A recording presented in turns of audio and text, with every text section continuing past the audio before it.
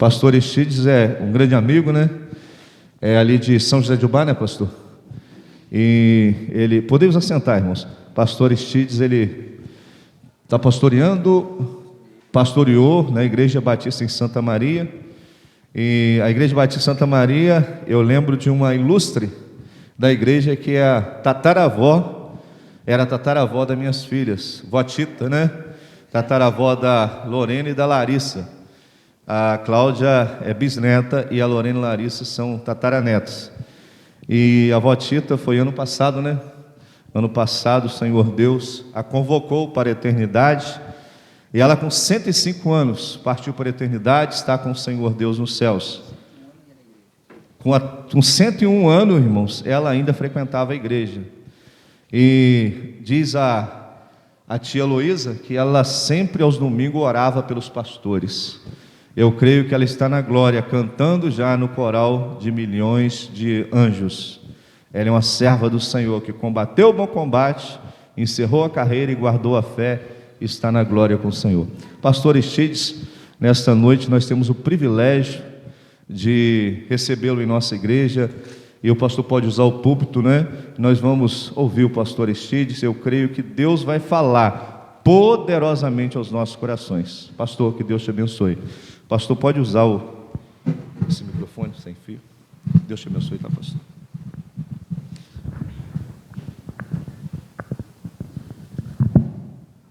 Boa noite, amados.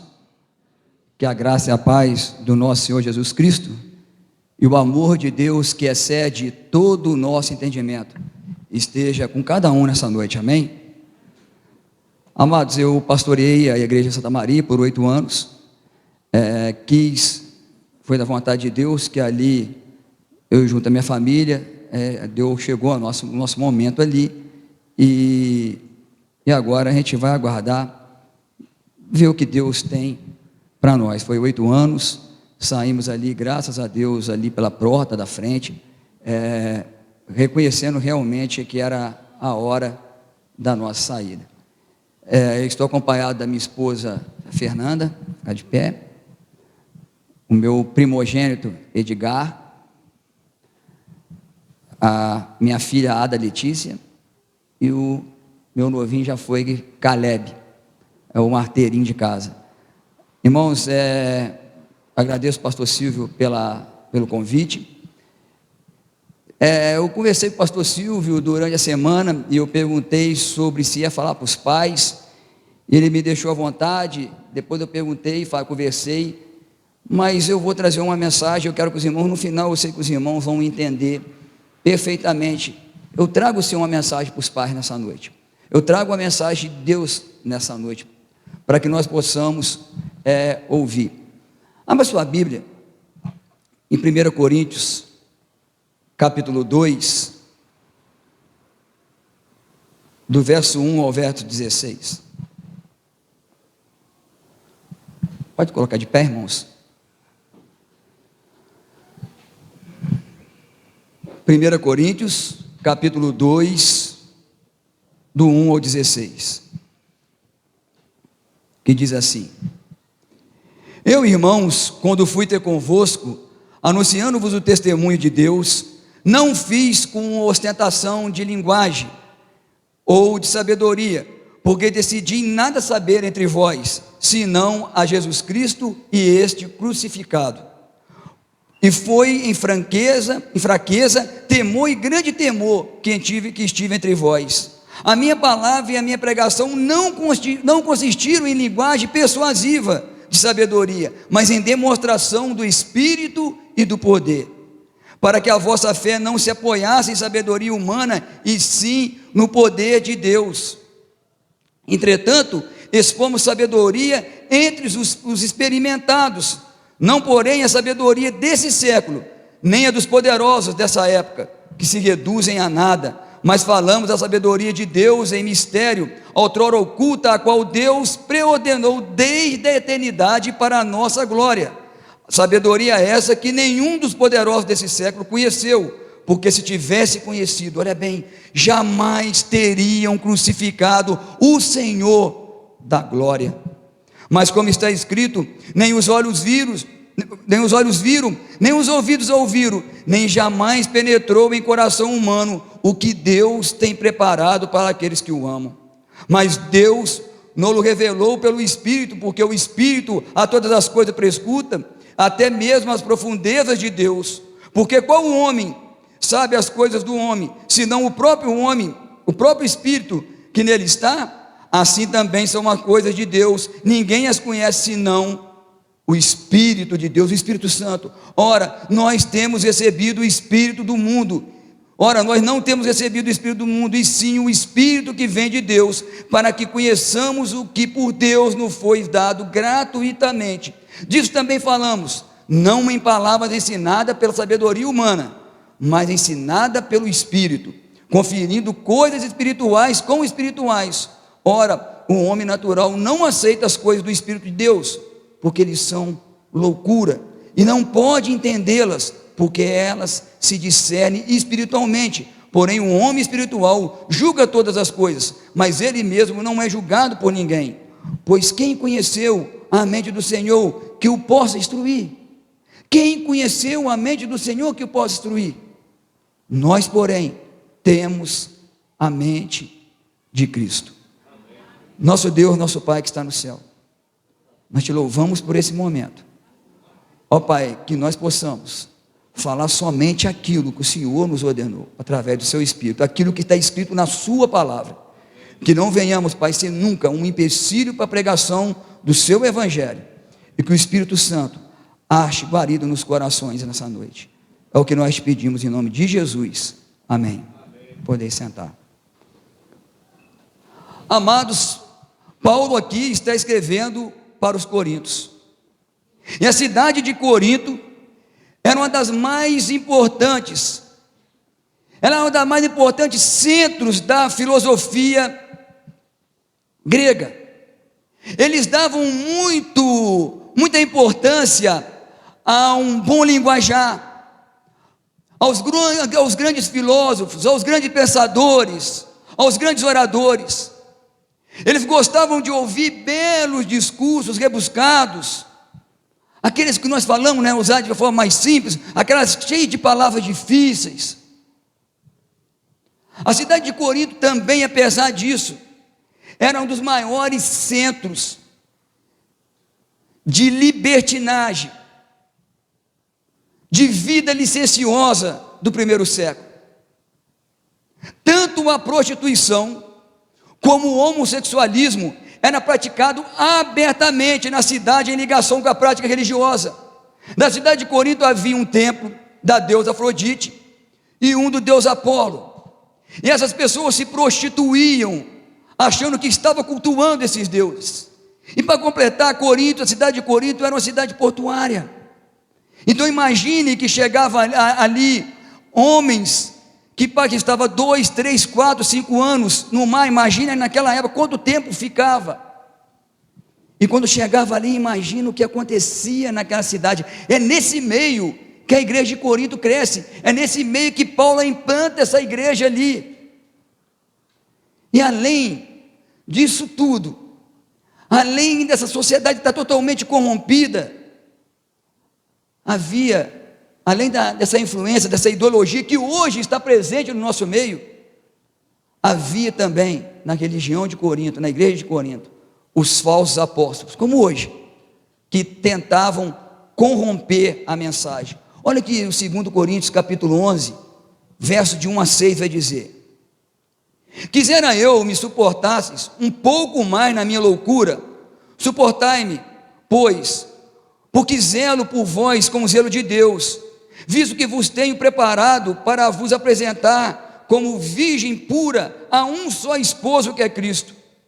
Mas receio que, assim como a serpente enganou Eva com a sua astúcia, assim também seja corrompida a vossa mente, e se aparte da simplicidade e pureza devidas a Cristo. Se na verdade, vindo alguém pregar outro Jesus que não temos pregado, ou se aceiteis espírito diferente que não tendes recebido, ou evangelho diferente que não tendes abraçado, a esse de boa mente tolerais, porque suponho em nada ter sido inferior a esses tais apóstolos, ou seja, a esses falsos apóstolos, e embora seja falto no falar, não sou no conhecimento, mas em tudo e por todos os modos vos temos feito a conhecer isso. Amados, a integridade do evangelho em Coríntios estava comprometida, como está comprometida hoje. Eu queria chamar a atenção da igreja, mas queria chamar a atenção para os pais, porque eu queria fazer um desafio para vocês no final. Hoje nós temos, pastor, um evangelho misturado com a filosofia, que é o liberalismo teológico. Algumas pessoas, quando falam da teologia, do liberalismo, acham que é a igreja que não tem disciplina, a igreja que não é isso que eu estou falando, amado. O liberalismo teológico que tem feito uma grande bagunça, vamos dizer assim, no evangelho nos Estados Unidos, e que muitas vezes nós estamos importando sem saber. Existem pessoas, bons pastores, Paul Walsh, John Pipe, ali vários, mas amados, nós temos que ter muito cuidado com quem nós escutamos, com o que nós ouvimos nas redes sociais, com o que nós ouvimos hoje no Instagram, no Facebook, no YouTube, porque são pessoas que acreditam em parte na Bíblia, em outra parte não. Aquilo que convém a elas, isso eles pregam. E o liberalismo tem tomado conta, sim, do nosso país, no Brasil. Pastores que não acreditam na Bíblia como um manual de fé, de regra, de prática. Um evangelho misturado com ideologias políticas, como teologia da libertação. Pastor, eu não creio sinceramente que o crente genuíno, que o nascido de novo, que o eleito de Deus, precisa de libertação. Aquele que já se converteu genuinamente.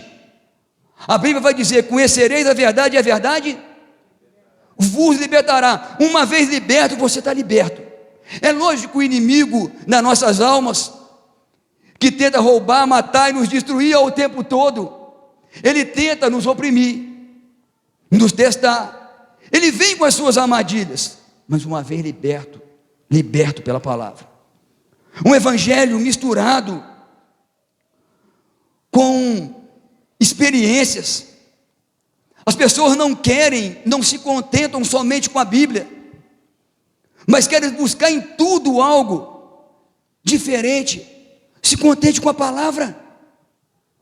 O evangelho, Paulo vai falar, quando nós lemos um evangelho puro e simples, é um apelo que a igreja brasileira, que os pastores sérios têm feito, pastor, para a volta da pregação da palavra. E nós temos esse compromisso. Nós fomos chamados para ser o arauto do rei, o embaixador do rei. Amados, quando o embaixador escrevia uma carta e mandava o arauto pré-falar, ele não podia pular uma vírgula, acrescentar um ponto, nada. Ele falava em voz audível para o povo, sem que ninguém, sem botar nada, todas as palavras foram escritas pelo rei. E da mesma forma, nós precisamos pregar o evangelho dessa forma. A palavra, a Bíblia, ela não contém a palavra de Deus, ela é a palavra de Deus, amém?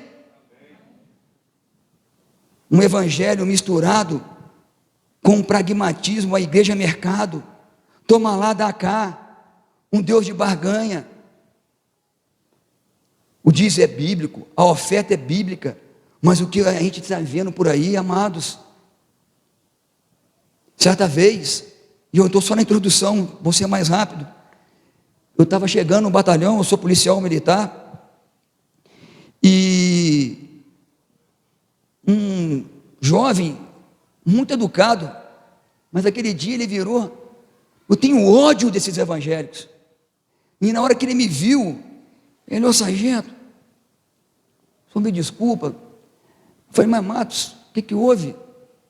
Ele virou e falou assim: amados, isso tem mais de 5 anos, então imagina o valor. Eu não vou falar a denominação.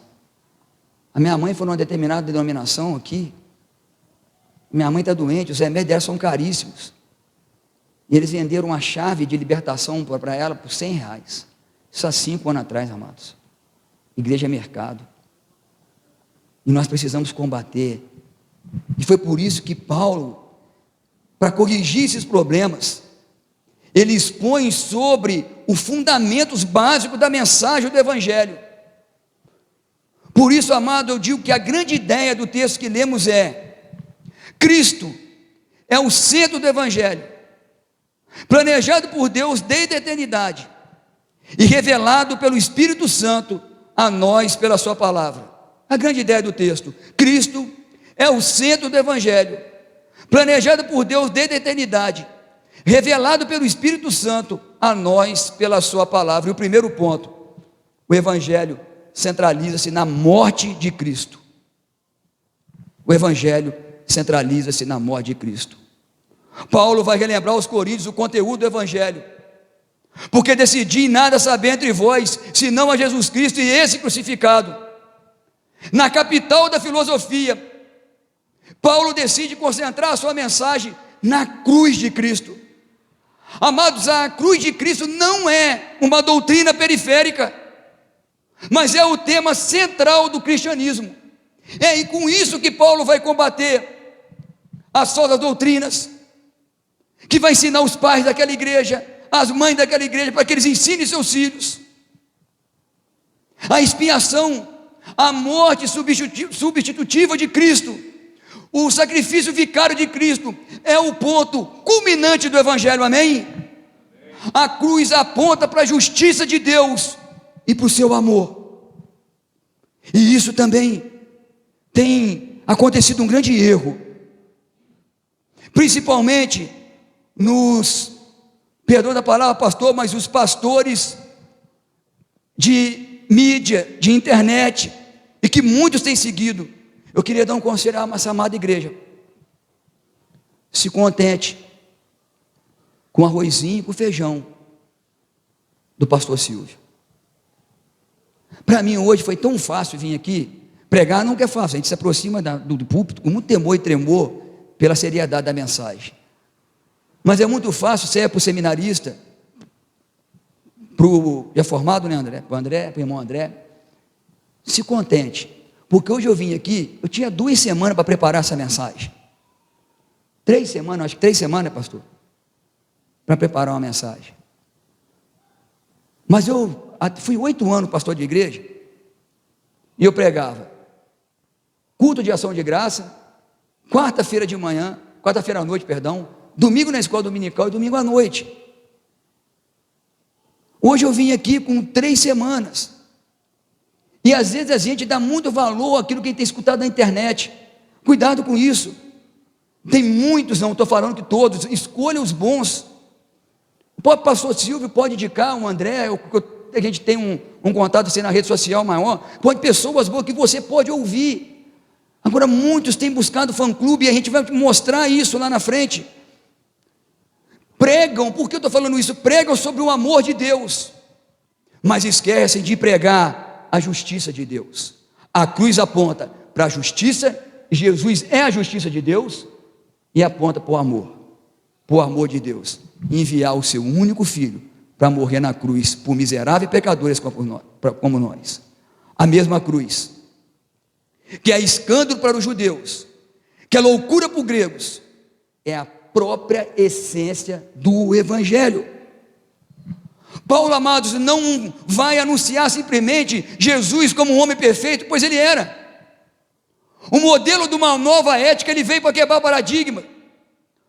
O supremo mestre da espiritualidade, ele é Deus, ele era Jesus, ele é o Espírito Santo, é a Trindade.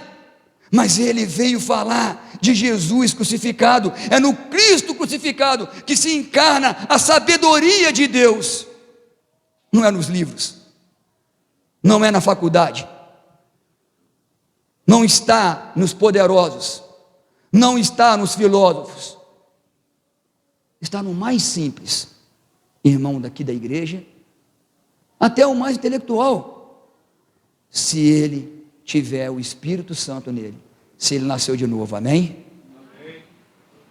E porque nós temos visto, sim, alastrar-se no Brasil um evangelho humanista, pragmático, centrado no homem.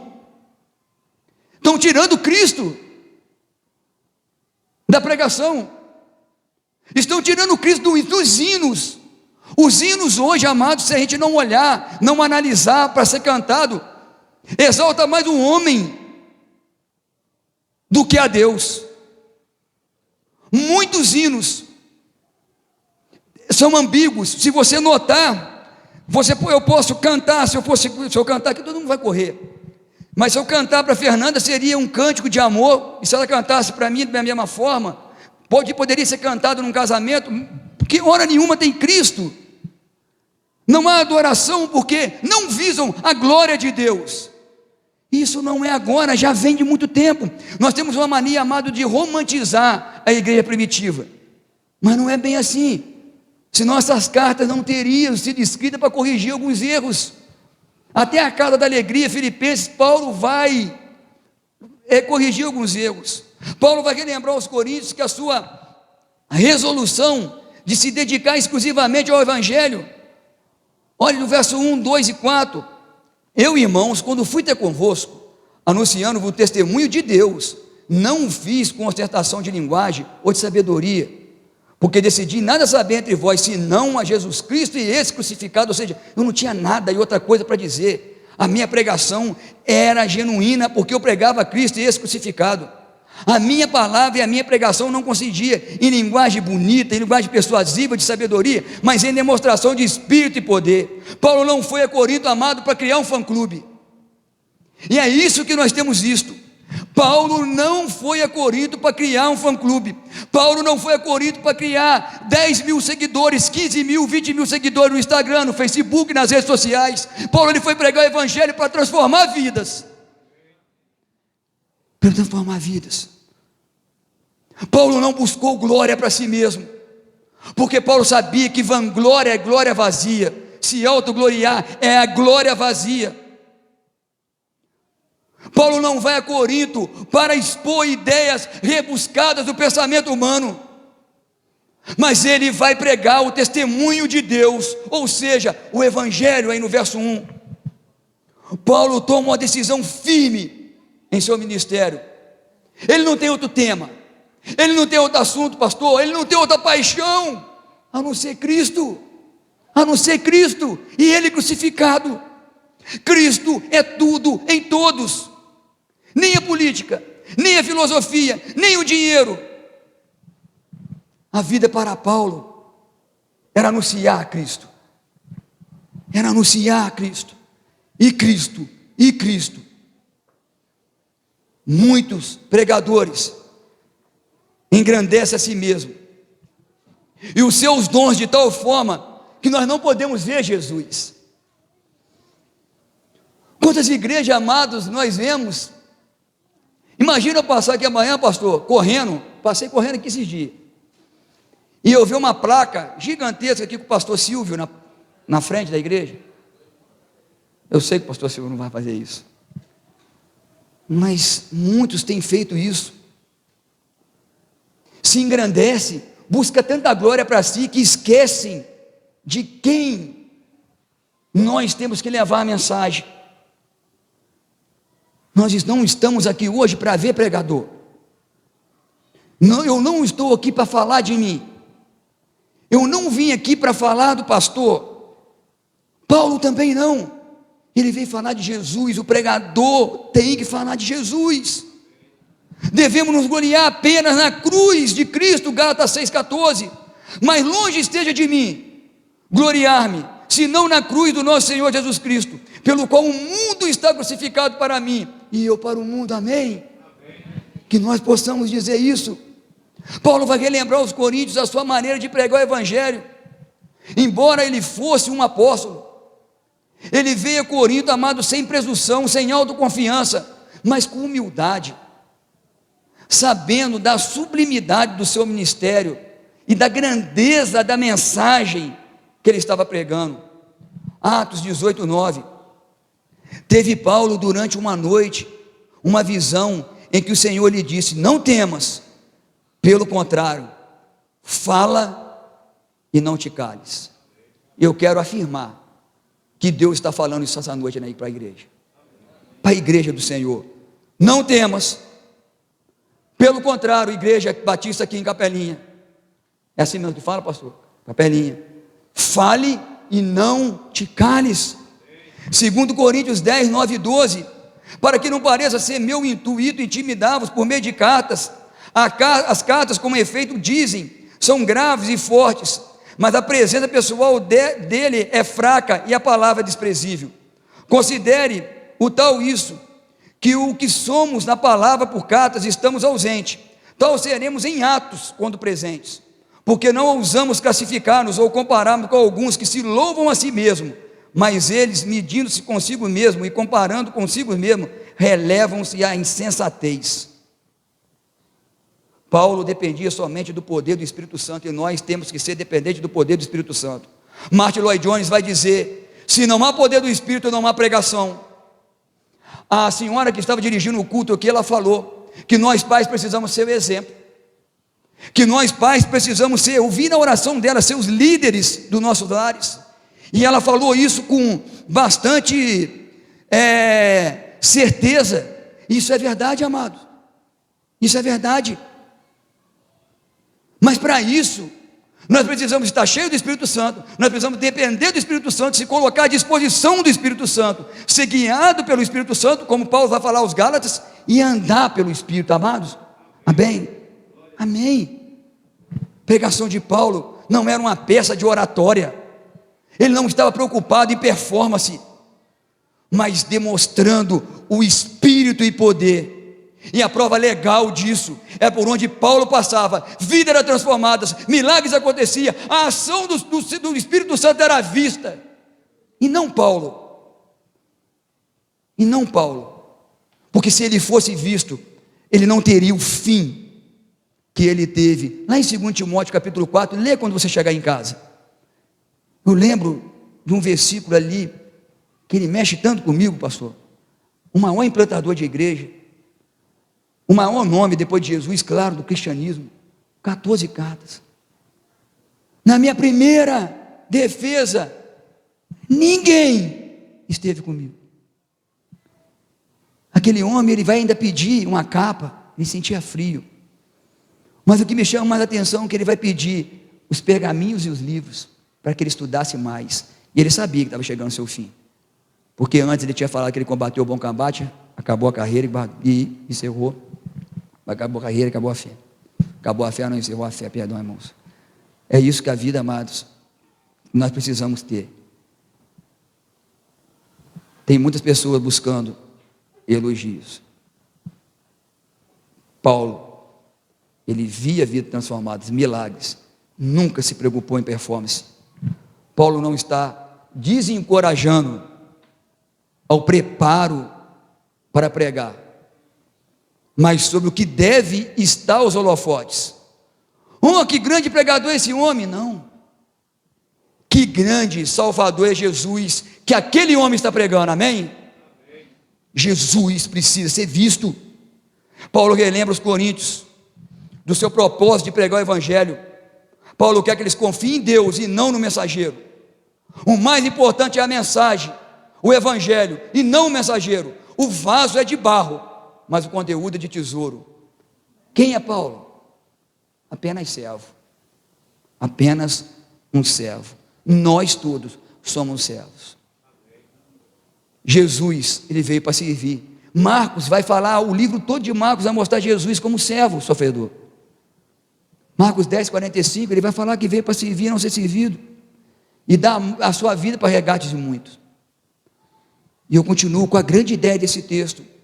Cristo é o centro do evangelho, planejado por Deus desde a eternidade e revelado pelo Espírito Santo a nós pela sua palavra. Cristo é o centro do evangelho, planejado por Deus desde a eternidade, revelado pelo Espírito Santo a nós pela sua palavra. Segundo ponto, o evangelho é parte do plano eterno de Deus. Versos 6 a 9. Entretanto, expomos sabedoria entre os experimentados, não porém a sabedoria desse século, nem a dos poderosos dessa época, que se reduzem a nada, mas falamos da sabedoria de Deus em mistério outrora oculta, a qual Deus predestinou desde a eternidade para a nossa glória. Sabedoria essa que nenhum dos poderosos desse século conheceu, porque se tivesse conhecido, jamais teria crucificado o Rei da Glória. Mas como está escrito, nem os olhos viram, nem os ouvidos ouviram, nem jamais penetrou no coração humano, na mente humana, o que Deus tem preparado para aqueles que o amam. O Evangelho é a sabedoria de Deus. Jesus crucificado é a sabedoria de Deus. A verdadeira sabedoria, Sofia, não é a filosofia, mas o Evangelho. A origem da verdadeira sabedoria é o Evangelho, verso 7. Mas falamos da sabedoria de Deus em mistério, a outrora oculta, a qual Deus preordenou desde a eternidade para a nossa glória. Ela não procede de homem, mas ela procede de Deus. Ela não foi planejada durante a história, mas na eternidade. Nossa salvação foi planejada por Deus na eternidade. Até a morte de Cristo estava no plano de Deus. Olha bem, amados, Atos 2, 22, 23, no famoso sermão de Pedro: varões israelitas, atendei a essas palavras. Jesus o Nazareno, varão aprovado por Deus, diante de vós com milagres, prodígios e sinais, o quais o próprio Deus realizou por intermédio dele entre vós, como vós mesmos sabeis. Sendo esse entregue pelo determinado desígnio e a presciência de Deus, vós o mataste, crucificando por mãos de iníquos, sendo este entregue pelo determinado desígnio e presciência de Deus, antes mesmo da fundação do mundo.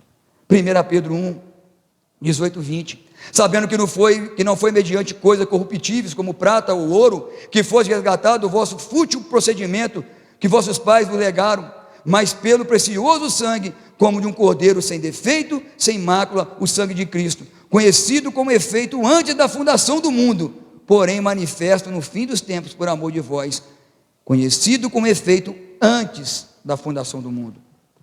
Amado, o Evangelho nunca foi, nunca será uma ideia tardia, mas uma coisa planejada na mente de Deus desde a eternidade.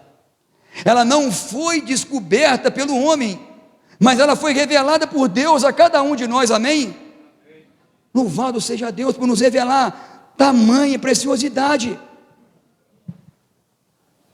Mistério é uma verdade que ficou encoberta no tempo passado, mas agora é revelada àqueles que creem. O conhecimento de Deus não é adquirido por investigação humana, amado, mas por revelação. Calvino disse: só conhecemos a Deus porque Ele se revelou a nós, amém? Porque até isso, amado, nós não podemos nos vangloriar. Cada palavra do Senhor que foi entendida por você, cada coisa que você desvendou da Bíblia, foi porque o Espírito Santo abriu a sua mente, o seu coração, amém? Porque o plano de Deus, amado, ele sempre objetiva, pastor, a plena glória de Deus, amém? Amém. Efésios 1, versículos 6, 12 e 14. E para o louvor da glória da sua graça, que Ele nos concedeu gratuitamente no amado, a fim de sermos para o louvor da sua glória, nós, o que antemão esperamos em Cristo, o qual é o penhor da nossa herança, até o resgate de sua propriedade em louvor. Amados, e vai culminar na nossa glória e na nossa completa redenção, João 17, 22, 24. E eu lhe tenho transmitido a glória que me tens dado, para que seja um como nós o somos, eu nele e tu em mim, a fim de que sejam aperfeiçoados na unidade, para que o mundo conheça que tu me enviaste e os amastes, como também amaste a mim. Pai, a minha vontade é que onde eu estou, esteja também comigo o que me deste, para que vejam a minha glória que me conferiste, porque me amaste antes da fundação do mundo. Romanos 8, 28 a 30. Sabemos que todas as coisas cooperam para o bem daqueles que amam a Deus, daqueles que são chamados segundo o seu propósito.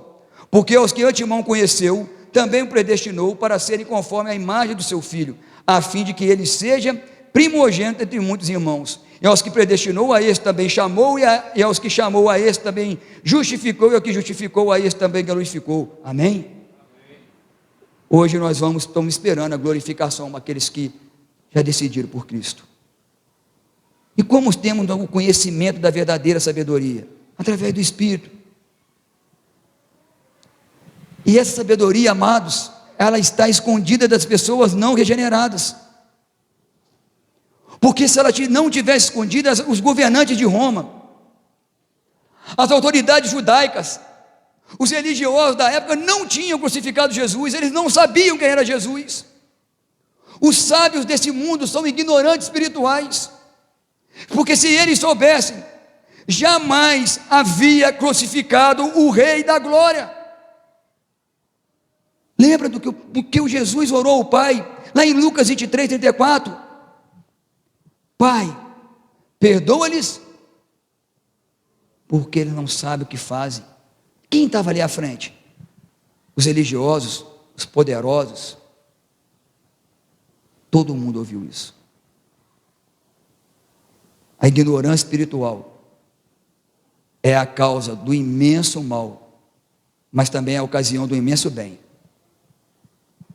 A causa do imenso mal, crucificar o Senhor da glória. A mais terrível injustiça, ele era inocente. A mais profunda ingratidão, ele só fez o bem. A mais terrível crueldade, crucificaram-no. A mais perversa impiedade, crucificaram o Rei da glória. Mas aí há uma ocasião também para um imenso bem, porque Jesus foi crucificado, injustiçado, porque ele foi crucificado em nosso lugar. Deus preparou para nós um lugar que nunca ninguém viu, nunca ninguém ouviu, nem o coração do homem sentiu. A percepção do homem pode jamais alcançar, olhos, ouvidos, sentimento, não pode, mas aqueles que foram chamados por Cristo, pelo Espírito Santo, a esse sim, é revelado a palavra de Deus, amém? Pelo poder do Espírito, para que ninguém se glorie. Fomos salvos pela graça, mediante a fé, Romanos 2,8. Isso não vem de obra para quê? Para que ninguém se glorie. Você não é salvo porque você paga a sua conta em dia. Isso é obrigação de todos, principalmente do crente. Você não é salvo porque você fez uma doação. Você não é salvo porque você atravessou uma velhinha no sinal. Isso é obrigação nossa. Nós nascemos para isso. Nascemos para as boas obras. Nós somos feituras de Cristo. Nós nascemos da semelhança de Cristo. Nós somos salvos pela graça, pelo favor imerecido de Deus. A graça é essa, personificada na pessoa de Cristo na cruz do Calvário. Deus pregou essas coisas maravilhosas para a nossa glória. Mas falamos, versículo 7, a sabedoria de Deus em mistério, autora oculta, a qual Deus preordenou desde a eternidade para a nossa glória. Essa sabedoria só foi descoberta pela revelação de Deus e não pela investigação humana. Os céus, as bem-aventuranças eternas, está além da percepção e da descrição humana. Elas foram preparadas por Deus para aqueles que o amam. E quem são aqueles que amam a Deus? É claro em João, aqueles que andam segundo os seus mandamentos, que andam segundo a sua palavra. Terceiro e último ponto, eu insisto com a grande ideia: Cristo é o centro do Evangelho, planejado por Deus desde a eternidade, revelado pelo Espírito Santo a nós pela sua palavra. E o terceiro ponto, o Evangelho é revelado pelo Espírito Santo através da palavra, do verso 10 ao verso 16 que nós lemos. A nossa salvação, amados, envolve toda a Trindade. Ninguém pode ser salvo a não ser pela graça eletiva de Deus, pela morte substitutiva de Cristo e pela ação regeneradora do Espírito Santo. Ninguém pode ser salvo a não ser pela graça eletiva de Deus, verso 7 que nós lemos, do capítulo 2. Pela morte substitutiva de Cristo, verso 2 que nós lemos, do capítulo 2. E pela ação regeneradora do Espírito Santo, verso 12 que nós lemos. E Paulo vai destacar, eu vou falar rapidamente, de quarto importante ministério do Espírito Santo nesse capítulo. Primeiro, o Espírito Santo habita nos crentes. No momento em que nos tornamos filhos de Deus, o Espírito Santo entra no nosso corpo e faz dele templo da sua habitação. 1 Coríntios 6, 19 e 20. Acaso não sabeis que o vosso corpo é santuário do Espírito Santo, que está em vós, o qual tendes parte de Deus, e que não sois de vós mesmo, porque foste comprado por um preço, e agora, pois, glorificai a Deus no vosso corpo, amém? Ele batiza você com o corpo de Cristo, verso 12 e 13, pois em só um Espírito todos nós fomos batizados em um corpo, que quer judeus, quer gregos, quer escravos, quer livres, e a todos nós foi dado beber de um só Espírito. Ele sela você, Efésios 1, 13 e 14, em que também vós, depois que ouviste a palavra da verdade, o evangelho da salvação, tendo nele crido, foste selado com o Espírito da promessa, a qual é o penhor da herança, até o resgate da sua propriedade em louvor da vossa glória. O Espírito Santo permanecerá em nós. João 14,16, e eu rogarei ao Pai, que Ele vos dará outro Consolador, a fim de que esteja para sempre convosco, amém? Nós não recebemos, amado, um Espírito desse mundo, não recebemos a sabedoria desse mundo. 1 Coríntios 2,12, ora não temos recebido o Espírito do mundo, e sim o Espírito que vem de Deus, para que conhecemos o que por Deus nos foi dado gratuitamente. Não recebemos um espírito de escravidão, Romanos 8,15, não recebemos um espírito de medo, 2 Timóteo 1,7, porque Deus nos tem dado um espírito de covardia, mas de poder, de amor e de moderação. Precisamos ser ousados em pregar a palavra de Deus, o evangelho genuíno, o evangelho puro e simples, a mensagem da cruz. O Espírito Santo sonda os crentes e as coisas mais profundas de Deus. Verso 10 e 11, mas Deus não revelou pelo Espírito, porque o Espírito a todas as coisas prescruta, até mesmo as profundezas de Deus, porque qual dos homens sabe as coisas do homem, senão o próprio Espírito que nele está? Assim também as coisas de Deus, ninguém conhece senão o Espírito de Deus. Eu não posso saber o que está dentro de você, você não pode saber o que está dentro do meu coração, amado, mas o Espírito de Deus sabe. Assim como eu não posso conhecer as coisas profundas de Deus, sua vida, seus atributos, seu propósito, seus dons, sem ter o Espírito Santo. Somente Ele revela. Ninguém pode saber realmente, ninguém pode, o que passa no interior de um homem, exceto o Espírito daquele mesmo homem, amém? Amados, os homens podem fazer conjecturas, mas o Espírito ele não faz conjectura, o Espírito ele sabe. O Espírito Santo ele ensina os crentes. Jesus prometeu que o Espírito Santo ensinaria, João 14,26, mas o Consolador e o Espírito Santo, quem o Pai enviará em meu nome, esse vos ensinará todas as coisas e vos fará lembrar de tudo o que eu vos tenho dito. Amado, quantas vezes a nossa carne, o nosso pensamento pende para um caminho errado, e o Espírito, pastor Aristide, não, pastor Aristide, não. Ou só acontece comigo, irmãos? Acontece com os irmãos? Acontece. Ele prometeu que o Espírito Santo nos guiaria. Quando vier, porém, o Espírito da verdade, ele vos guiará em toda a verdade, João 16,13. Ele falou que o Espírito Santo nos ia ensinar a palavra, porque eu lhe tenho transmitido a palavra que me deste, e eles a receberam, e verdadeiramente conheceram que saí de ti, e creram que tu me enviaste. O Espírito nos ensina, levando-nos a nos comparar coisas espirituais com espirituais, ou seja, a Bíblia interpreta a Bíblia, e quem nos leva a isso é o Espírito Santo. É de suprema importância que os crentes tenham tempo para ler e para meditar a palavra, na dependência do Espírito, porque é o Espírito Santo que nos leva à maturidade espiritual. Rejeitar o Evangelho é rejeitar a sabedoria de Deus. Rejeitar o Evangelho é rejeitar a mente de Cristo. O cristão genuíno, o nascido de novo, ele tem a mente de Cristo. Por quê? Por que nós temos a mente de Cristo? Porque aceitamos e proclamamos a soberania de Deus, a sabedoria de Deus, a cruz de Cristo. E eu queria concluir.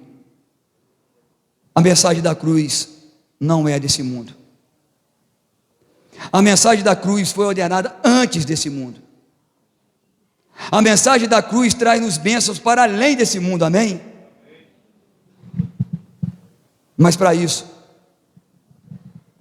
Jesus, o Deus que se fez carne, Ele habitou entre nós. E quando o homem, ele não pregou a si mesmo, mas anunciou a chegada do reino de Deus. Ele não nos convidou a conhecer o seu poder de influência, a sua riqueza, mas nos mostrou as suas feridas, feitas por amor a nós. Ele não nos prometeu fortuna em momento algum, para que seguíssemos, mas uma cruz diária, e a cruz precede a coroa, amém?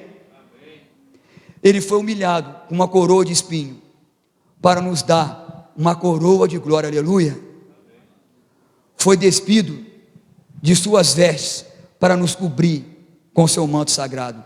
Jejuou 40 dias, para banquetear conosco por toda a eternidade. Sofreu todas as humilhações como não bastasse.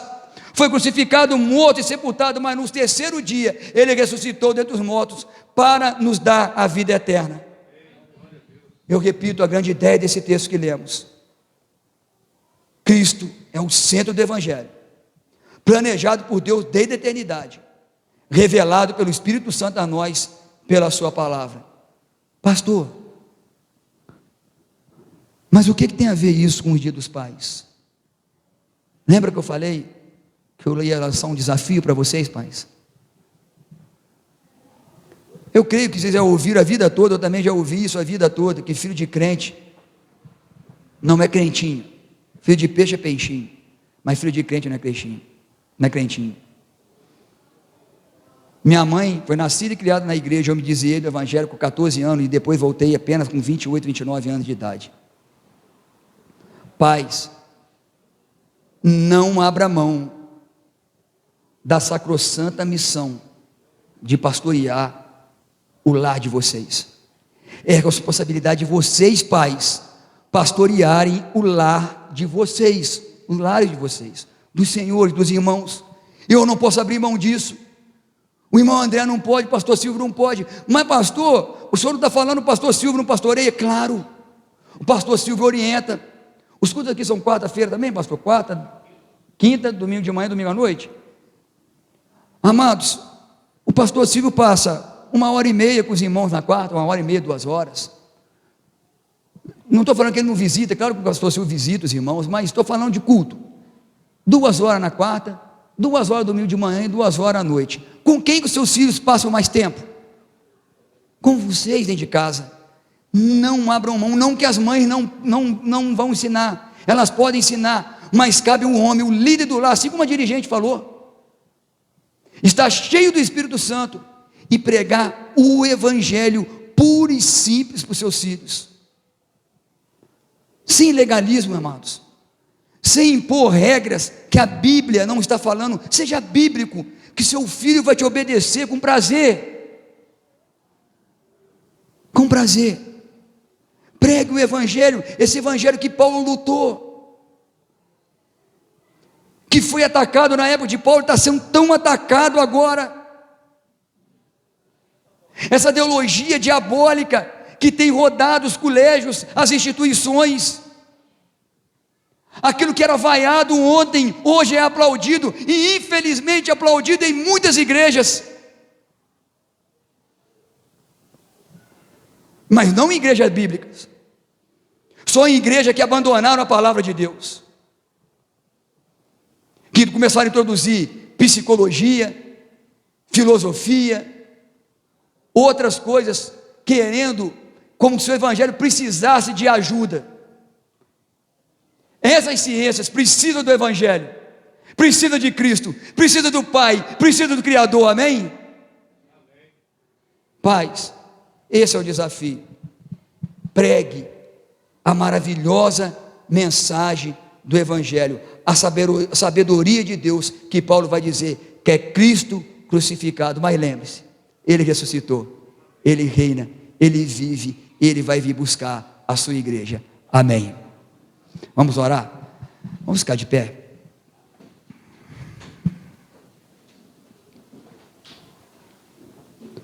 Nosso Deus, nosso Pai que está no céu, nós te louvamos, porque a sua palavra é maravilhosa, ó Pai, e o Espírito Santo nos revela, Pai, a importância da pregação do Evangelho.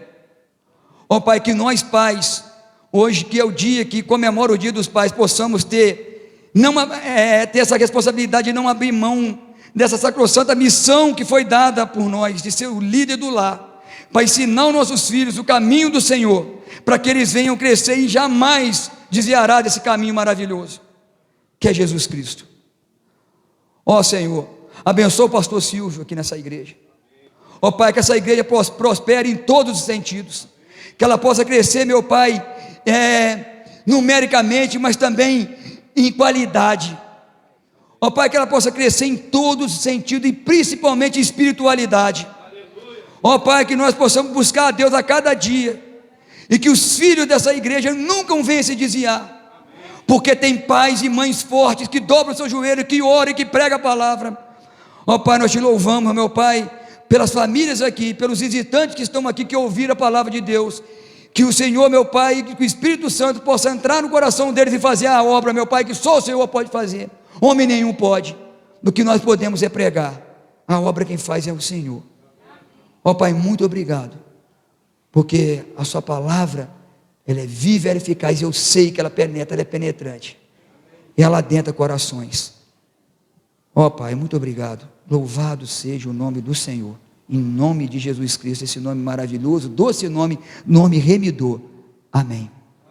Pastor Silvio está com a palavra.